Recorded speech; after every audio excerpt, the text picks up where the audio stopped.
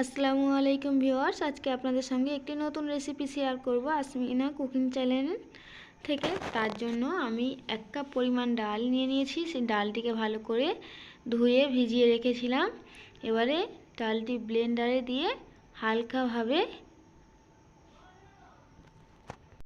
পিষে নেব। একদম মিহি হয়ে যায় না যেন, ঠিক এরকমভাবে গ্রেট করে নেব, নিয়ে আর রেখে দেব। এবারে আধখানা বাঁধাকপি কুচি নিয়েছি। অল্প পরিমাণ লবণ দিয়ে ভালো করে বাঁধাকপি হাত দিয়ে মেখে নেব। মাখতে মাখতে একদম কমে আসবে, আপনাদেরকে দেখাবো কত সুন্দর নরম হয়ে যাবে। ঠিক এরকম হয়ে যাবে, অল্প হয়ে যাবে। এবারে বাঁধাকপিতে গ্রেট করা ডালটা দিয়ে দেব।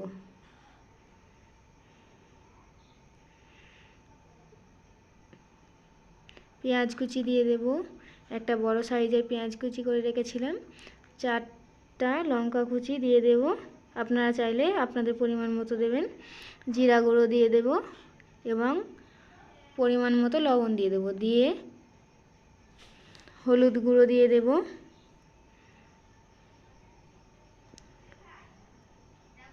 দিয়ে উপকরণগুলো ভালোভাবে মিশিয়ে নেব। অল্প একটু চাট মশলাও মিশিয়ে দেব যাতে খেতে খুব ভালো লাগে। এবং 3 চামচ পরিমাণ বেসন দিয়ে দেব। দিয়ে ভালো করে মাখতে থাকব। আপনারা তো বাড়িতে ডালের বড়া, বেসনের বড়া, অনেক রকম বড়াই ভেজে খেয়েছেন। একবার এই রেসিপিটি ট্রাই করে দেখবেন, কত সুন্দর মুচমুচে ভাজা এবং টেস্টি হয়। মাখিয়ে নিয়ে এবারে কড়াইতে আমি তেল গরম করতে দিয়ে দিয়েছি।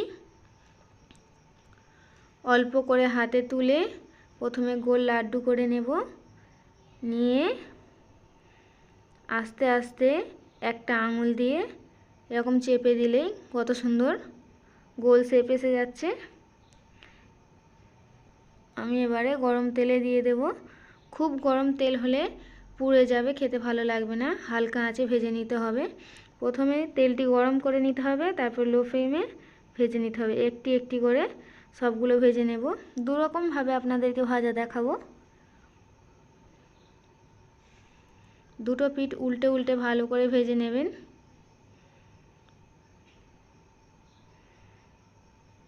দেখুন কত সুন্দর লাল লাল ভাজা হয়েছে। একটি প্লেটে তুলে রাখবো।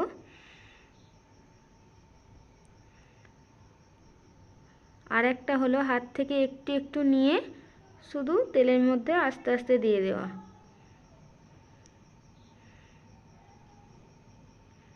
আমার ভাজাগুলো প্রায় শেষের দিকে, আমি সবগুলো তুলে নিয়ে দেখিয়ে দেব। দেখুন বন্ধুরা, ভাজাগুলো কত সুন্দর দেখতে লাগছে। আপনাদেরকে ছিঁড়েও দেখিয়ে দেব। ভালো করে দেখুন, উপরটা মুচমুচে, ভিতরটা সফট। যদি আমার ভিডিও ভালো লেগে থাকে লাইক, কমেন্ট, শেয়ার এবং অবশ্যই করে সাবস্ক্রাইব করে দেবেন।